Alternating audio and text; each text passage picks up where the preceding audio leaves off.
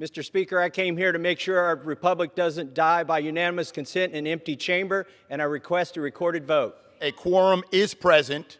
The motion is adopted. On Friday, the House was finally ready to pass the Senate's version of a massive coronavirus relief package, but many of its members were home. So they had to figure out a way to get this vote passed without having a lot of lawmakers come to Congress, until one lawmaker decided to hold things up and force hundreds of them to travel to Congress. Thomas Massie. There's a big cover-up in there. You believe it's a cover-up, sir? Well, they're trying to cover up their votes. They had enough people there to pass the bill, but they still refused to have a recorded vote. And they told me they were trying to protect members. After the Senate passed its bill unanimously, House lawmakers were hoping to do the same.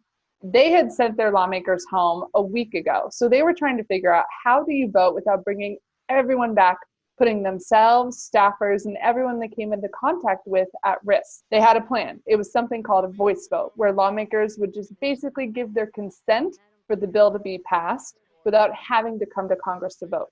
But that only works if every lawmaker agrees. That's where Thomas Massie came in. Massie wanted everyone to record their vote. His thought was, this is such a massive bill. This is the biggest aid package Congress has ever passed, that lawmakers should go on the record whether they support it or not. But doing so would require something called a quorum. That's more than 200 lawmakers being present in order to have this kind of vote. Thomas Massie, this is disgusting. This is inhumane. You aren't a libertarian. You're un-American.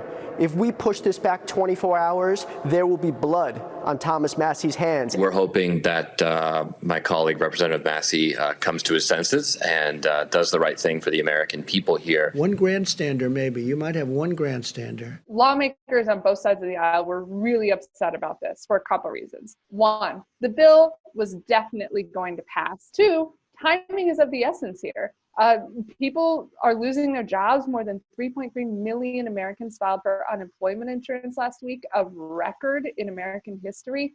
Congress wanted to get this out ASAP. And three, it's just dangerous for Congress to be in session right now. Coronavirus is spreading across the country. They have to get on planes or get on cars and then congregate with each other. In addition, many members are older, and the virus tends to have more serious complications for older people. Some members of Congress wore gloves on the House floor. The staff of the Capitol reminded them to please wipe down the microphones they were all sharing. And lawmakers, to keep themselves at least 6 feet apart, even put some of them in the upper chamber normally reserved for the public. It wasn't just members of Congress who were upset with Massie requesting this procedural delay that required hundreds of them to travel back to the Capitol. President Trump even tweeted that he thought Massie should be kicked out of the Republican Party. There's no evidence that's going to happen. But if anything can unite Congress right now, it's against Thomas Massie requiring Congress to come back to vote on this aid legislation.